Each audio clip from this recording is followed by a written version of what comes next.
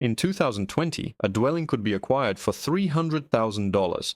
Presently, that identical property commands $450,000. This surge is not an indicator of healthy growth, but rather a symptom of rampant inflation. Moreover, this economic phenomenon is not an accidental occurrence. Between 2020 and 2022, the Federal Reserve injected $4.5 trillion into the financial system. This substantial sum did not directly benefit the general populace. Instead, it flowed into the hands of financial institutions that subsequently invested in assets. Consequently, the average individual is now approximately 30% less affluent, while those possessing assets have experienced a corresponding 30% increase in their wealth. This presentation will meticulously detail the mechanics of this financial expropriation. A specific mechanism has been systematically siphoning wealth from individuals for the past 4 years. It is not taxation, which is clearly itemized on pay stubs, nor is it through disclosed fees. Rather, it is an insidiously concealed system of wealth extraction that has diminished your purchasing power by 30%, transferring it to those who already hold significant assets. The complexity and the deliberate use of arcane terminology have intentionally obscured its workings from public understanding. Terms such as quantitative easing, monetary policy, and liquidity injection are merely sophisticated euphemisms for outright plunder. This exposition will illuminate the precise methodology, identify the perpetrators, detail the beneficiaries, and explain the permanent erosion of your financial standing. The events of March 2020, when the economy was effectively halted due to the COVID-19 pandemic, leading to business closures and a precipitous decline in consumer spending, are pivotal. The stock market experienced a 35% collapse within a single month, presenting the Federal Reserve with a critical juncture. They could have permitted the market to undergo a natural correction, allowing overextended businesses to falter and asset values to return to realistic levels, a difficult but necessary recalibration. Alternatively, they could follow the precedent established since 2008, the extensive creation of new currency. They opted for the latter. On March 15, 2020, the Federal Reserve announced extraordinary interventions, reducing interest rates to zero and initiating unlimited quantitative easing, the very term they employed. This commitment signified the Fed's intention to purchase an unrestricted quantity of Treasury bonds and mortgage-backed securities as required to stabilize the financial markets. To clarify the practical implications of quantitative easing, it is a process whereby the Federal Reserve generates new money electronically and utilizes it to acquire government bonds and mortgage-backed securities from commercial banks. The Fed effectively conjures dollars from digital ether, bypassing physical printing presses, and instead executing electronic ledger entries within the banking system. These transactions result in banks being credited with newly created funds, in exchange for which they transfer bonds and securities to the Fed. This action injects liquidity into the financial ecosystem, providing banks with augmented capital for lending or investment, and consequently expanding the Fed's balance sheet with the acquired assets. Prior to the global financial crisis of 2008, the Federal Reserve's balance sheet stood at approximately $800 billion. By 2020, following several rounds of quantitative easing implemented in the aftermath of that crisis, this figure had swelled to $4 trillion. The onset of the COVID-19 pandemic triggered another massive expansion. Within a mere 2 years, from March of 2020 to March of 2022, the Fed augmented its holdings by an additional $4.5 trillion. Its balance sheet grew from $4 trillion to nearly $9 trillion, an unprecedented creation of $4.5 trillion in just 24 months, exceeding the total monetary expansion of the entire preceding century. It is crucial to comprehend that this $4.5 trillion was not distributed directly to individuals. It did not materialize as checks deposited into personal bank accounts. Instead, this capital was channeled to banks and other financial entities. These institutions received the liquidity and subsequently employed it for asset acquisition, including stocks, bonds, and real estate. The influx of newly created money into the market caused asset values to skyrocket. The stock market not only recovered from its March 2020 downturn, but reached record highs by August of that year. By the close of 2021, stock valuations had increased by over 90% from their March lows. Concurrently, real estate prices experienced a dramatic surge. The median home price in the United States climbed from $320,000 in early 2020 to $420,000 by late 2022. representing a 30% escalation in less than 3 years. In stark contrast, wage increases did not mirror this growth. The median household income saw an increase of merely 5 to 7% over the same time frame. Consequently, individuals who did not possess assets prior to this monetary expansion found themselves priced out of opportunities. Consider a specific illustration. In 2019, a 28-year-old individual actively saving for homeownership had accumulated $30,000. At the time, houses in their locale were valued at $300,000, requiring approximately $60,000 for a 20% down payment to avoid private mortgage insurance. This individual was halfway to their savings goal, anticipating achieving it within 2 more years. The arrival of COVID-19 in March 2020 and the subsequent $4.5 trillion injection by the Fed sent ripples through asset markets, dramatically inflating housing prices. By 2022, the $300,000 home had escalated in price to $450,000. This necessitated a down payment of $90,000. Despite accumulating an additional $20,000 over those 2 years, bringing the total savings to $50,000, the target had shifted from $60,000 to $90,000. This placed the individual from being halfway to their objective to barely exceeding that mark. While the absolute value of their savings remained unchanged, their relative position had significantly deteriorated. They were now further from achieving homeownership than when they initially began their savings efforts. This represents the essence of the financial expropriation. Individual dollars did not vanish, but their inherent value diminished. Inflation served as the mechanism, and its impact was unevenly distributed, disproportionately affecting those without existing assets. An individual who owned a $300,000 residence in 2020, now valued at $450,000, experienced a $15,000 increase in equity without any additional effort. Conversely, someone striving to acquire that same property found themselves priced out. The widening wealth disparity was not an unintended consequence. It was a deliberate outcome facilitated by the Federal Reserve's actions. To understand the precise beneficiaries, it is essential to trace the flow of the $4.5 trillion. When the Fed purchases bonds from banks, these institutions gain substantial liquidity. The question then becomes, how do banks deploy excess capital? They can either lend it or invest it. However, during 2020 and 2021, extending credit to businesses and consumers presented considerable risk due to business closures and rising unemployment. Consequently, banks did not significantly increase lending to the general public. Instead, they directed their investments towards assets such as stocks, corporate bonds, and mortgage-backed securities. Wealthy individuals, leveraging their existing portfolios, borrowed at near zero interest rates to acquire further assets. This illustrates a key dynamic. An individual possessing $10 million in stocks could secure a loan of $3 to $5 million at an interest rate of approximately 1%, with the loan collateralized by their existing holdings. This borrowed capital could then be reinvested in appreciating assets like real estate or additional stocks. As these assets appreciated, profits were realized, effectively utilizing borrowed funds. Given the negligible interest rates of 0 to 1%, the cost of borrowing was minimal, allowing asset appreciation to outpace interest expenses, resulting in gains achieved through financial leverage. The Fed's monetary expansion simultaneously fostered both of these conditions: low borrowing costs and rising asset values. In contrast, an average worker lacking $10 million in collateral would likely have only $20,000 to $30,000 in savings, insufficient for such a leveraged investment strategy. Accessing credit would involve credit cards with 18% interest rates or personal loans ranging from 8 to 12%.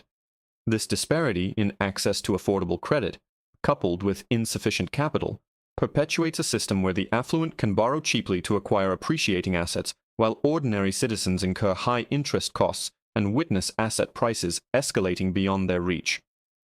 The Federal Reserve's infusion of money exacerbated this imbalance. Examining the financial data from 2020 to 2022 reveals that the wealthiest 10% of Americans increased their net worth by approximately $13 trillion. In contrast, the bottom 50%, comprising roughly 165 million individuals, saw their net worth grow by about $2 trillion. This indicates that the top 10% captured 6 times more wealth accumulation than the bottom 50%, despite representing only 1/5 of the population. This outcome was not attributable to increased diligence or superior intellect, but rather to asset ownership during a period of Fed-induced asset inflation. Individuals holding stocks in March 2020 experienced significant wealth augmentation. The S&P 500 index rose from 2,300 to 4,800 by the end of 2021, more than doubling in less than 2 years. An investment of $1 million in stocks would have yielded over $2 million, representing $1 million gain without any active effort. However, individuals without stock investments, either due to living paycheck to paycheck or being early in their careers, derived no benefit from this market surge. Furthermore, the inflation generated by the extensive money printing led to increased expenses for rent, groceries, and fuel, creating a dual impact. Missed opportunities for gains and a tangible reduction in purchasing power. This constitutes the financial expropriation. The Federal Reserve's creation of money disproportionately benefits asset owners, leading to asset price inflation and increased living costs for the general populace without commensurate benefits. It functions as a wealth transfer mechanism from lower and middle-income segments to the upper echelon, a process that is not only legal, but also an officially sanctioned policy.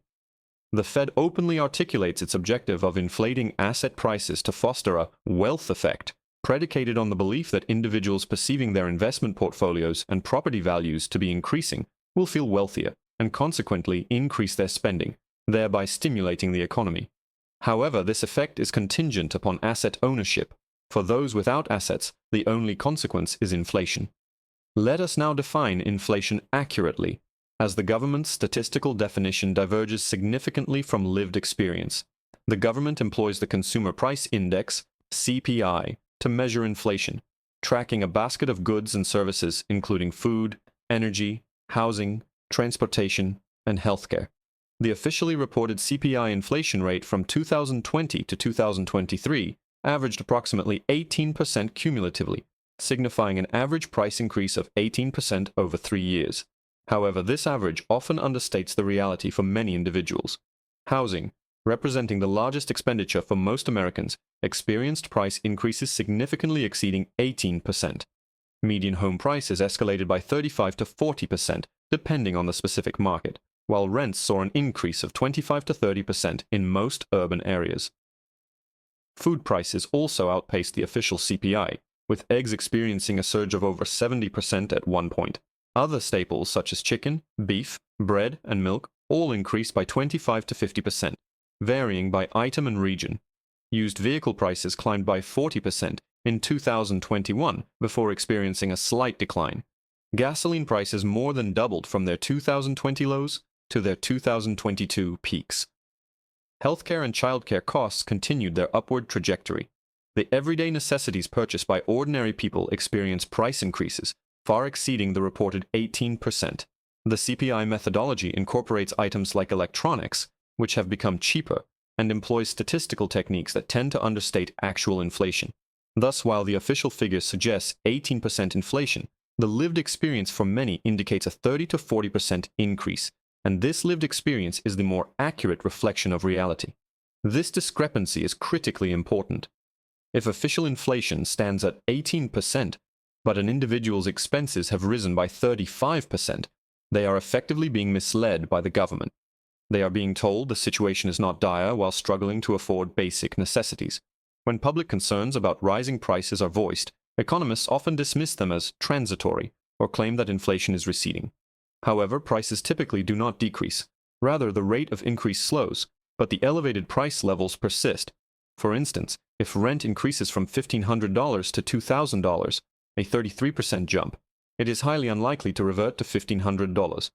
While the rate of increase may moderate, the price remains at $2,000.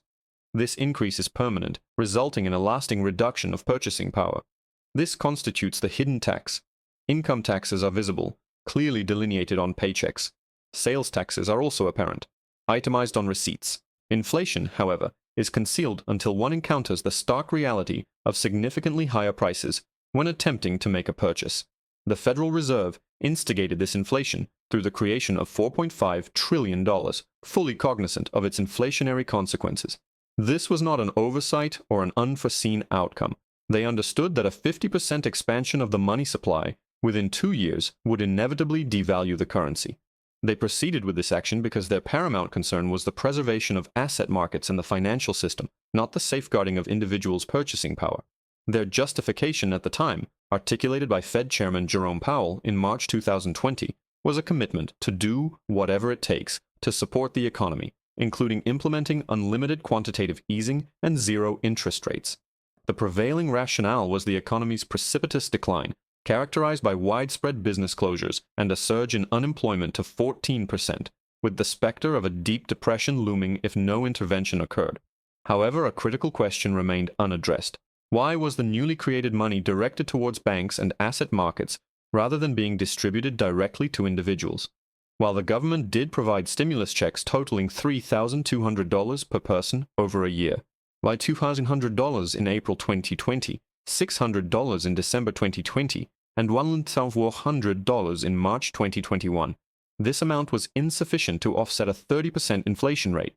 In parallel, the Federal Reserve channeled $4.5 trillion to financial institutions. Had this sum been equitably divided among the 330 million Americans, each individual would have received over $13,000. For a family of four, this would have amounted to $54,000. Imagine, instead of allocating $4.5 trillion to banks for asset acquisition, the Federal Reserve had distributed $50,000 directly to every American family. While the housing market might still have experienced some appreciation due to increased down payment capacity, ordinary individuals would have at least participated in asset appreciation rather than being excluded. However, the current financial system operates differently, channeling funds through banks and financial institutions, who receive them first and subsequently invest in assets. By the time this liquidity filters down to the general populace through wages or employment, asset prices have already inflated.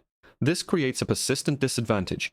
This phenomenon is known as the Cantillon effect, named after an 18th century economist who observed that when new money enters an economy, those closest to its source benefit most by spending it before prices adjust. Individuals further removed from the source receive the money only after prices have already risen, experiencing the inflation without the accompanying benefits. In contemporary terms, banks and financial institutions are positioned at the forefront of the Fed's money creation process. They receive trillions in fresh liquidity and promptly deploy it into asset markets, driving up asset values. By the time this money circulates through the economy to workers in the form of salary increases, prices have already been recalibrated upwards. Workers receive a modest 3 to 5% raise, but their expenses have increased by 30%, resulting in a net financial loss. The Cantillon effect explains why monetary expansion consistently benefits the wealthy, while negatively impacting the middle and lower classes. This is not an anomaly. It is an intrinsic characteristic of the monetary system's design. Now, let us consider the individuals who oversee the Federal Reserve and the rationale behind the system's architecture. The Federal Reserve operates as a technically independent entity, distinct from direct government agencies like the Treasury or the IRS. It is structured as a quasi-private institution. The system comprises 12 regional Federal Reserve banks situated across the nation, which are owned by private member banks.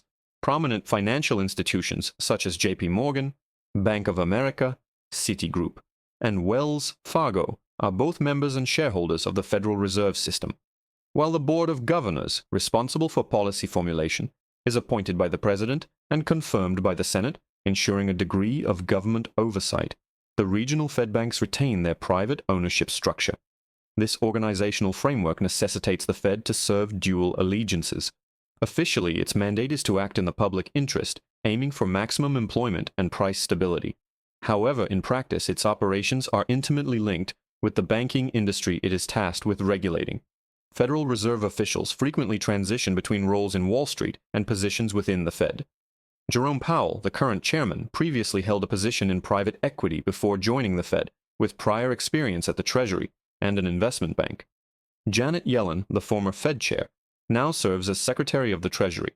Prior to her tenure at the Fed, she was a university professor and held various roles within the institution for decades.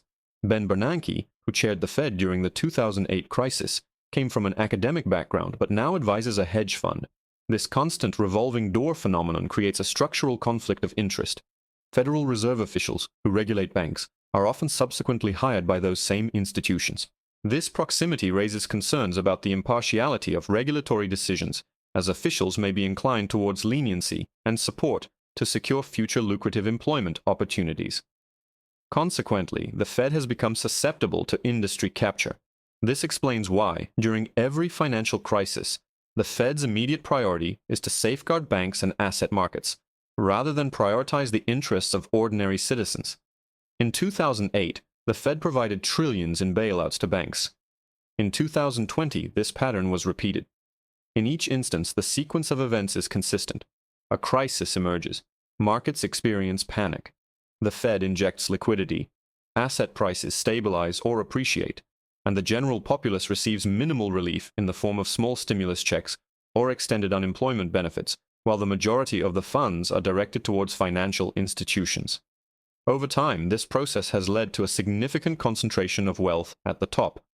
Since 2008, the Federal Reserve has collectively injected over $10 trillion into the economy, during which period the wealth gap in America has widened to its greatest extent since the 1920s. This is not a coincidence. The Federal Reserve's monetary expansion is a primary driver of wealth inequality in the modern era. Let us now consider the specific implications for individuals. For those in their 20s or 30s, policies implemented without their consent by individuals not elected by them, for the benefit of those who do not require assistance, have resulted in significant financial detriment. Consider a scenario. An individual graduates from college in 2015, burdened with $40,000 in student loan debt. They secure a job with an annual salary of $50,000. Their monthly rent is $1,200. Student loan payments amount to $400, and they manage to save $500 per month through diligent budgeting. By 2020, they have accumulated $30,000 in savings and aspire to purchase a home valued at $300,000 in their area, requiring $60,000 for a 20% down payment. They are halfway to their goal, anticipating its attainment within 2 more years. The onset of COVID-19 and the Fed's subsequent money printing drastically inflate housing prices. By 2022, the $300,000 home now costs $420,000, necessitating $84,000 for a down payment. Having saved an additional $12,000 over the intervening 2 years, bringing their total savings to $42,000, they find their savings goal has increased from $60,000 to $84,000. They are now further from purchasing a home than they were in 2020. Concurrently, their rent has escalated from $1,200 to $1,800 per month, an increase of $600 monthly, or $7,200 annually. This surge in housing costs effectively halves their saving capacity, consuming their surplus income. Grocery expenses have risen from $300 to $500 per month, an additional $240 per month, or $2,880 annually. Gasoline expenses have increased from $30 to fill their tank to $50, adding approximately $1,000 per year. Their annual spending on basic necessities has risen by over $10,000. Meanwhile, their salary has increased from $50,000 to approximately $55,000 over 5 years, a 10% raise translating to an additional $5,500 before taxes, or roughly $4,000 after taxes. Thus, while their expenses have risen by $10,000, their income has increased by only $4,000, resulting in a net deficit of $6,000 per year in real terms. Furthermore, the desired home now costs an additional $420,000, requiring $24,000 more for a down payment. They have been effectively overtaken, moving backward financially. This predicament is not a result of poor personal choices, but rather the Federal Reserve's inflation of asset prices beyond their reach, coupled with rising living costs and stagnant wages. They have been systematically impoverished by monetary policy. In contrast, consider an individual who already owned assets in 2020. They possess a home valued at $300,000 with a $200,000 mortgage at a 3% interest rate, resulting in a monthly payment of approximately $1,000. They also hold $200,000 in stocks. Following the COVID-19 pandemic and the Fed's money printing, their home value appreciates to $420,000, generating a gain of $120,000 in equity. Their stock holdings double in value to $400,000, an increase of $200,000. Their total wealth gain over 2 years amounts to $320,000, achieved without any additional effort or enhanced financial acumen, simply by virtue of owning assets during a period of Fed-induced asset inflation. While this individual has become $320,000 wealthier, The individual previously discussed is $6,000 poorer annually and further from home ownership.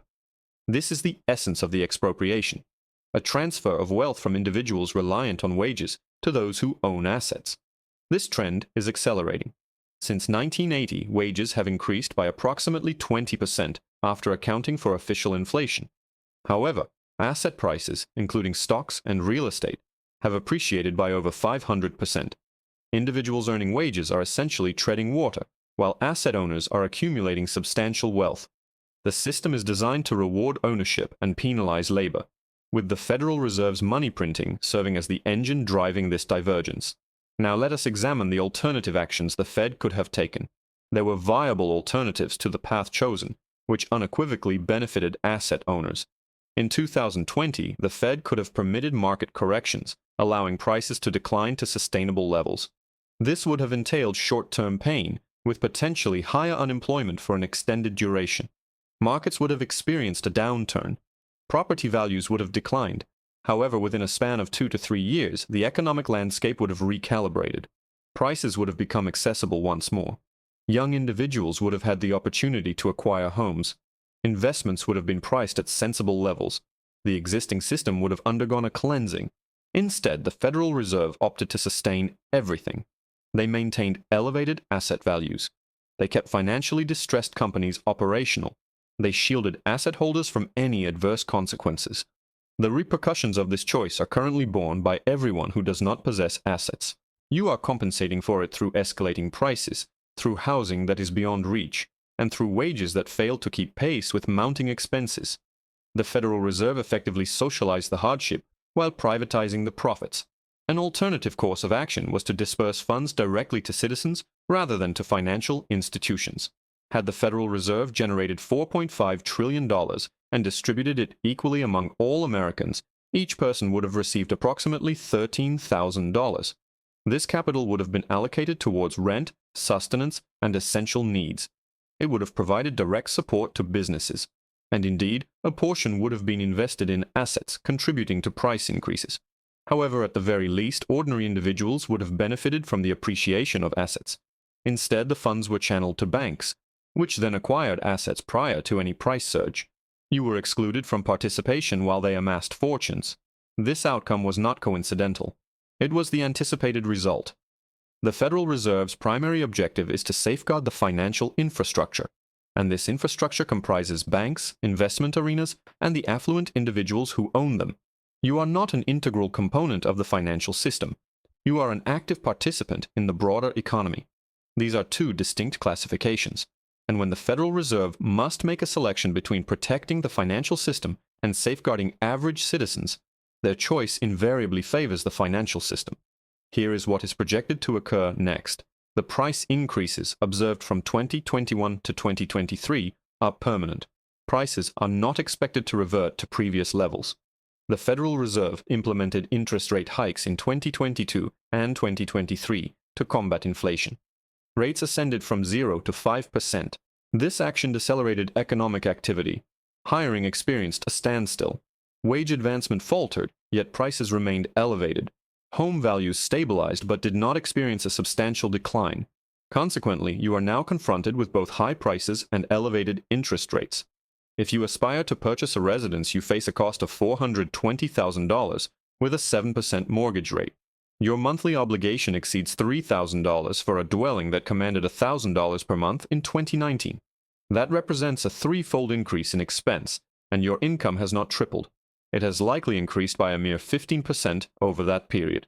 Home ownership is now beyond the grasp of a significant proportion of millennials and Generation Z. 40% of millennials will never own a home. They will perpetually be renters. They will pay rent to landlords, many of whom are corporate entities such as Blackstone and Invitation Homes that acquired tens of thousands of properties during the era of low interest rates. These corporations procured residences utilizing inexpensive financing with mortgages at 2 to 3%. They are now renting them out at market rates that reflect current high valuations. They are generating substantial profits. You are paying inflated rent to corporate property owners while being unable to purchase due to the concurrent high prices and interest rates. You have been relegated to permanent renter status as a direct consequence of deliberate policy decisions enacted by the Federal Reserve. And here is the final crucial element. The Federal Reserve is currently incapable of rectifying this situation, even if they harbored the desire to do so. If they reduce interest rates back to zero and inject more currency into circulation, inflation will escalate anew. Prices will ascend even higher. If they maintain elevated interest rates, the economy will contract, unemployment will rise, and individuals will suffer accordingly. There is no advantageous resolution because they have exhausted all their available instruments. They have printed an excessive quantity of money. They have inflated an excessive number of assets. They have generated an excessive volume of debt. The system is ensnared, and the sole avenues for escape involve either hyperinflation that debases the currency or a severe deflationary spiral that eradicates asset values. In either scenario, ordinary individuals incur losses. Asset owners at least have a prospect for recovery if they can endure market volatility. However, if you subsist from paycheck to paycheck with no accumulated assets, you will be unequivocally devastated. This constitutes the appropriation. $4.5 trillion was created by the Federal Reserve. 95% of this sum was directed towards financial institutions and asset holders. 5% indirectly benefited ordinary individuals through economic relief disbursements. Asset valuations inflated by 30 to 40%. Your expenditures rose by 30 to 40%. Your earnings increased by 5 to 10%. You are now effectively 30% poorer in real terms. And the individuals who were already affluent have become 30% wealthier. The disparity in wealth has dramatically widened. Home ownership has become an unattainable aspiration, and your future has been pilfered by unelected officials at the Federal Reserve who prioritize the protection of banks and asset markets over the preservation of your purchasing power. This is not a speculative theory. This is documented policy. The Federal Reserve openly declares its objective of promoting higher asset valuations. They publish their financial statements illustrating the $4.5 trillion they generated. The inflation statistics are publicly accessible. The increases in housing prices are public knowledge. The stagnation of wages is a documented fact. All of this information is recorded and available. However, the majority of individuals fail to connect these disparate elements. They do not comprehend that the Federal Reserve's money creation is the reason they cannot afford a home. They do not grasp that inflation functions as a clandestine tax that transfers their wealth to asset owners. They attribute these circumstances to sheer misfortune or an inherently inequitable economy. It is not a natural occurrence. It is a deliberately engineered phenomenon. The Federal Reserve orchestrated a transfer of wealth from you to the wealthiest individuals in the nation, and they accomplish this openly, employing specialized terminology that obscures the actual proceedings.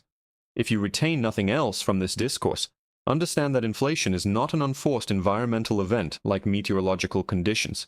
It is a deliberate policy choice. The Federal Reserve elected to create $4.5 trillion. They elected to channel these funds to financial institutions. They elected to inflate asset values. They elected to protect the affluent at your detriment. And they will repeat this pattern during the subsequent economic downturn, because the system is structured to function in this manner. Your labor is being diminished in value, your savings are being expropriated, and your future is being bartered to the highest bidder. This is not characteristic of capitalism. This is not a reflection of a free market. It is a manipulated system where those who control the money supply leverage that authority to enrich themselves and their associates while concurrently impoverishing everyone else. The Federal Reserve did not confiscate 30% of your wealth through taxation. They achieved this through inflationary pressures, and unless you comprehend the methodology of this appropriation, you will be unable to shield yourself from the subsequent cycle, for it is imminent. The next economic crisis, the next instance of money creation, the next redistribution of wealth, and if you are unprepared, you will be subjected to further dispossession.